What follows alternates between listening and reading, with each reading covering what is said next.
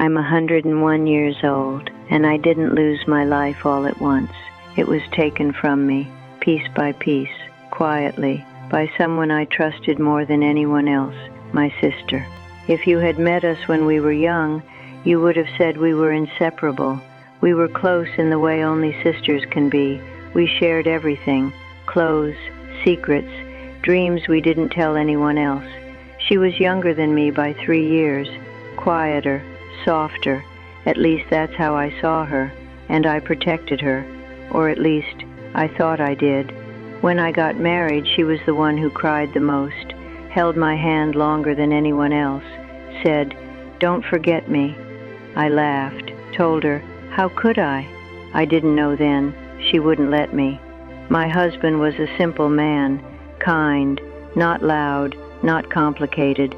He worked hard, came home on time, sat with us, ate with us, lived his life in a straight line, and I loved him for that.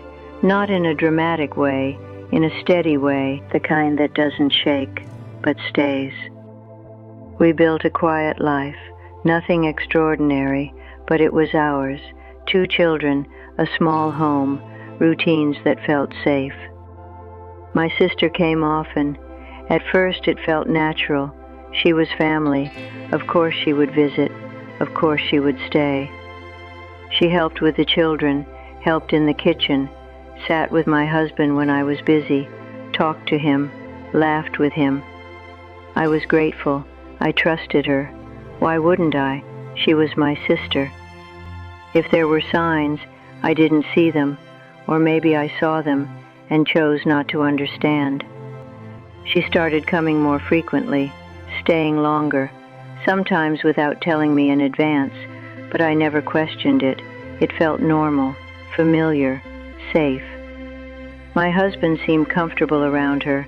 They talked easily, easier than he talked with me maybe, but I told myself, that's just their nature.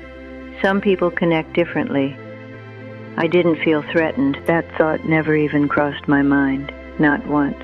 That's how things like this happen, not with suspicion, but with complete trust.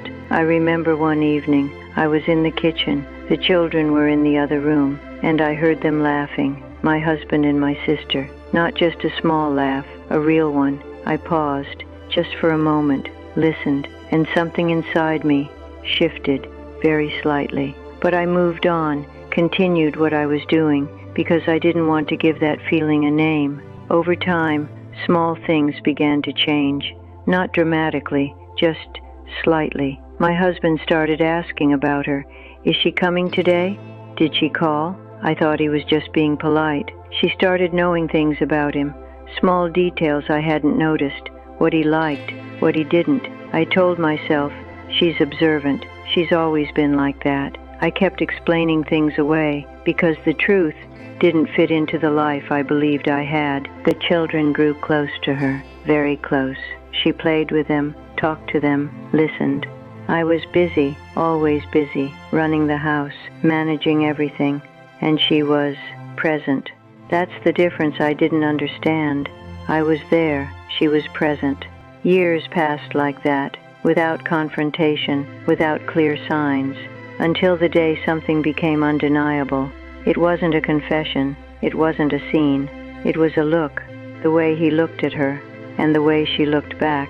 You don't mistake that. You can ignore it, but you can't misunderstand it. I felt it, clear, cold, but even then, I said nothing. Do you know why? Because saying it out loud would have made it real, and I wasn't ready for that.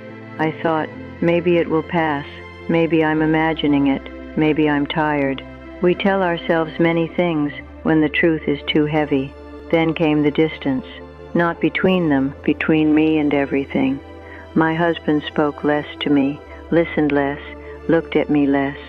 The children started going to her for things, for comfort, for conversation. I was still their mother, but I was no longer the one they reached for first. That's a quiet kind of loss, the kind no one sees. I tried, in small ways, to reconnect, to sit, to talk, but it felt forced, late. like I was trying to return to a place that had already moved on. One night I asked him, not loudly, not angrily, just, "Is there something going on?" He didn't answer immediately, and in that silence I understood everything. There was no dramatic confession, just a quiet truth. "Yes," that's all he said, and my life, as I knew it, ended in that moment, not because of what he did, but because of who he did it with. My sister, the one person I never thought I would have to question, the one person I trusted without limits. I remember looking at her, standing there, and she didn't look away.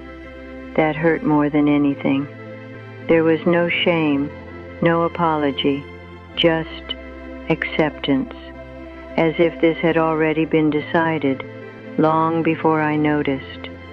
The days after that were quiet, too quiet. No shouting, no breaking things, just distance becoming permanent. He moved out, not far, just enough, and she went with him, just like that.